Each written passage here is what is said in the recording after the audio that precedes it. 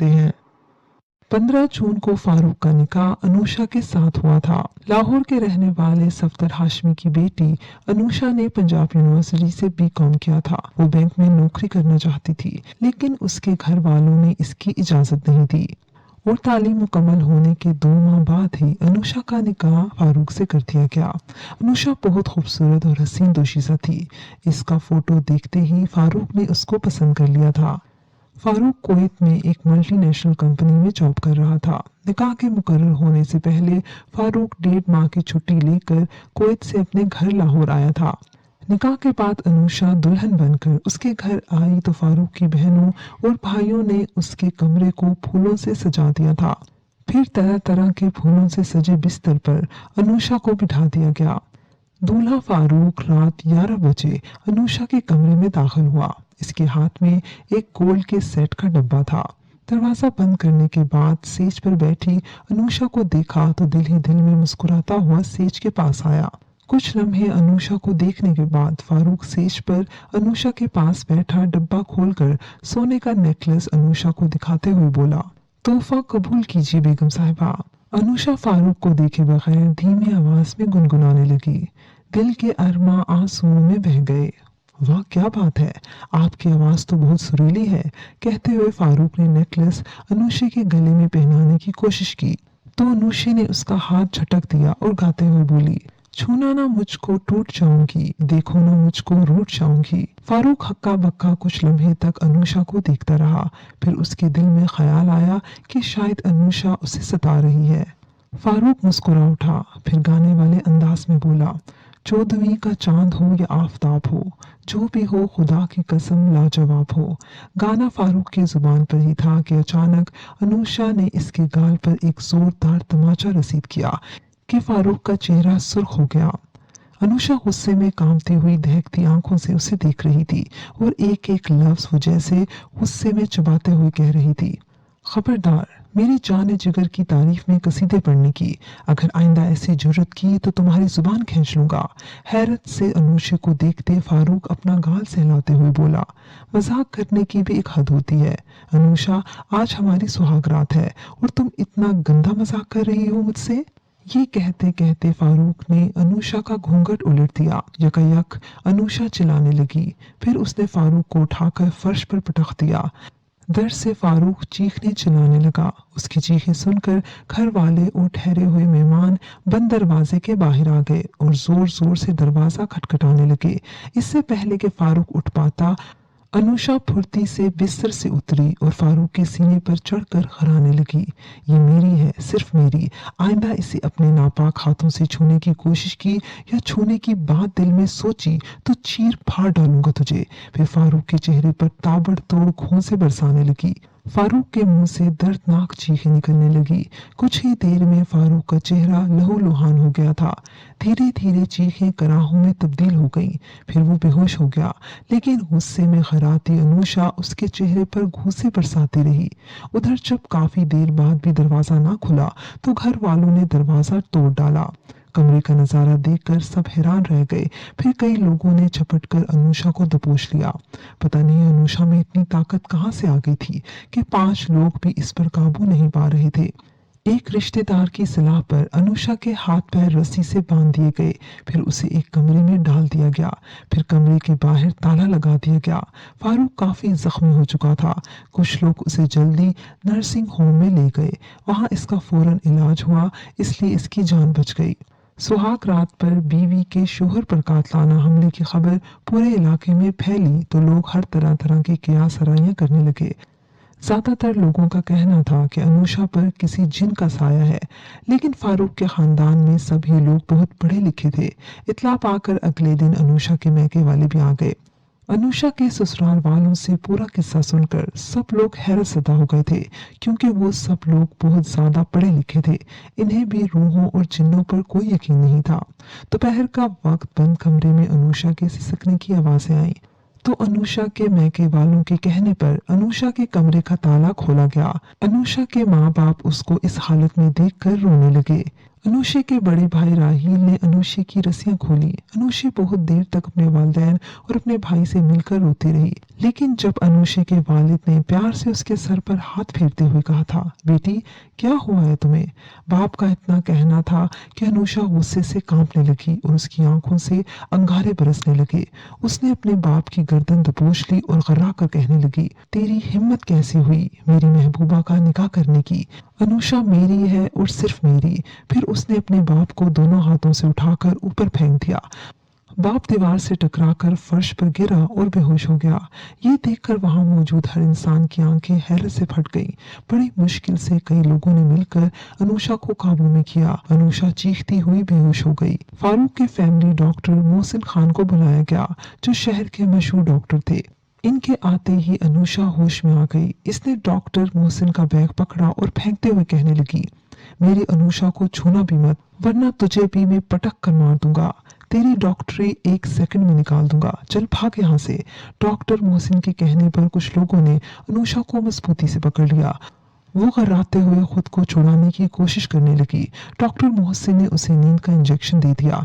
जब इंजेक्शन के असर से अनुषा सो गई तो फारूक के वालिद ने डॉक्टर से पूछा, मेरी बहू को क्या हो गया है डॉक्टर साहब। डॉक्टर मोहसिन गहरी सांस खींचते हुए बोले, इसे दौरे पड़ते हैं। दौरा भी इतना तेज हो जाता है कि उसके अंदर एक अजीब सी ताकत आ जाती है।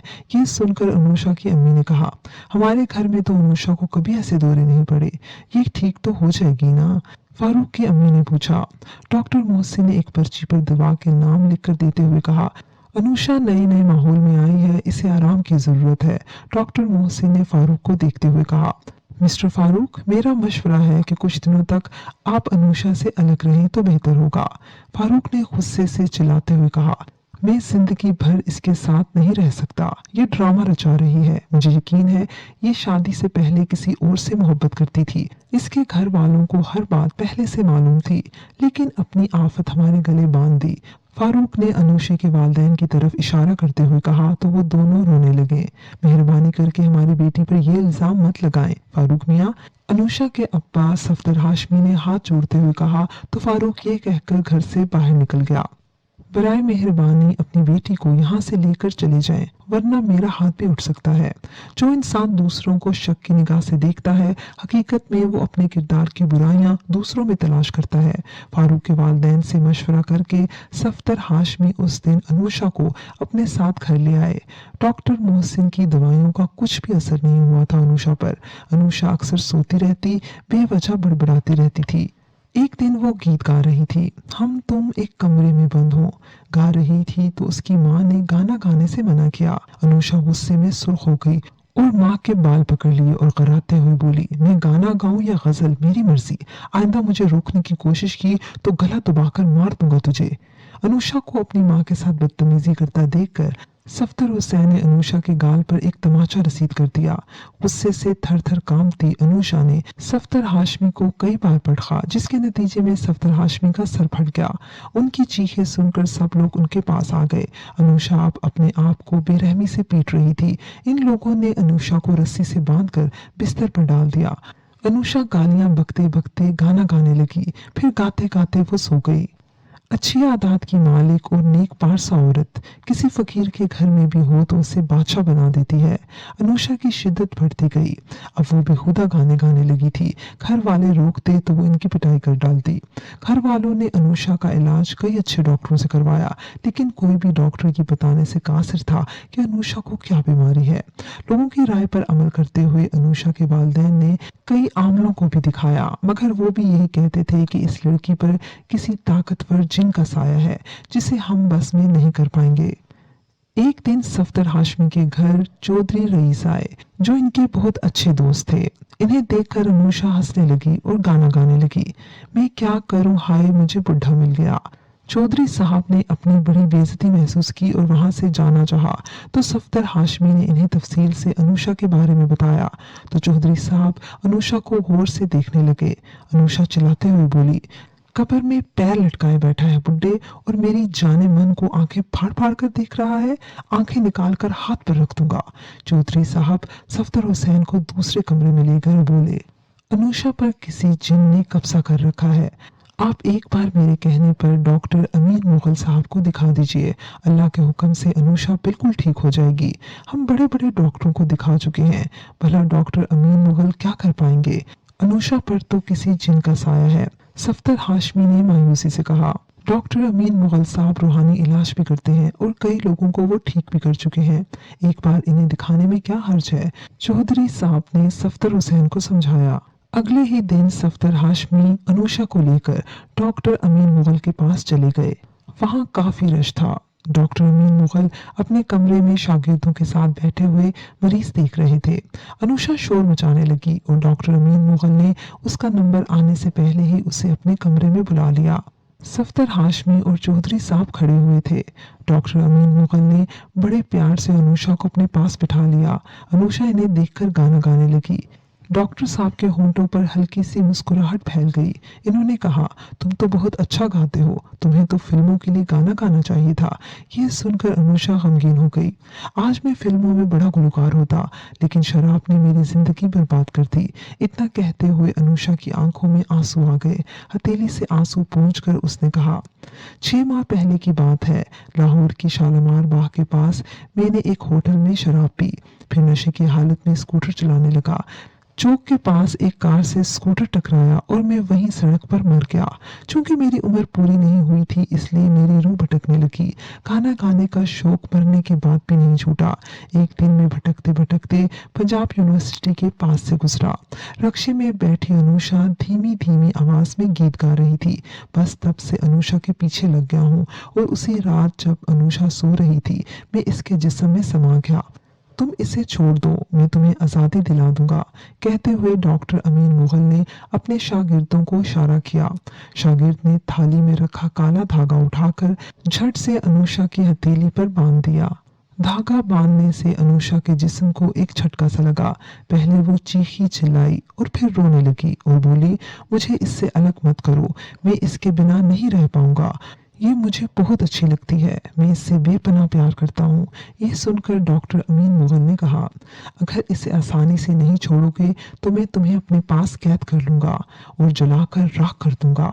अनुषा तड़पने लगी, बुरी तरह रोने लगी। डॉक्टर अमीन मुगल के सामने हाथ जोड़कर रहम की भीख मांगने लगी। मुझे मत जलाओ, मैं आपकी सारी बातें मानूंगा। कहते कहते अनुषा के जिस्म को झटका सा लगा और वो बेहोश हो गई। थोड़ी देर बाद अनुषा को होश आया तो वो हैरत से सबको देखने लगी। कैसी हो अनुषा? डॉक्टर अमीन मुगल ने मुस्कुराते हुए अनुषा से पूछा तो वो हैरत से इन्हें देखने लगी और बोली, आप कौन हैं और मैं यहाँ कैसे आई? डॉक्टर अमीन मुगल ने सफदर हाशमी से कहा, अब अनुषा बिल्कुल ठीक है, आप इसे घर ले जा सकते हैं। तो सफदर हाशमी ने कहा, अगर वो फिर से आ गया तो? डॉक्टर अमीन मुगल ने कहा, अब वो कभी अनुषा को नहीं तंग करेगा। सफदर हाशमी अनुषा को घर ले आए। फिर जब फारूक को डॉक्टर अमीन मुगल ने पूरी बात बताई तो उसे यकीन हो गया कि अनुषा बेकसूर थी। फारूक अनुषा को अपने घर ले गया और एक खुशगवार जिंदगी की इब्तिदा की। 3 माह अनुषा के साथ रहने के बाद फारूक दोबारा कुवैत चला गया और कुछ ही अरसे बाद उसने अनुषा को भी अपने पास बुला लिया। अब अनुषा और फारूक एक खुशगवार जिंदगी गुजार रहे हैं और दोनों डॉक्टर अमीन मुगल के बेहद मशहूर हैं। व्यूअर्स, मुझे उम्मीद है कि आपको हमारी आज की कहानी पसंद आई होगी। कमेंट सेक्शन में अपनी राय का इजहार लाजमी कीजिएगा। अगली कहानी तक इजाजत दीजिए। अल्लाह हाफ़िज़।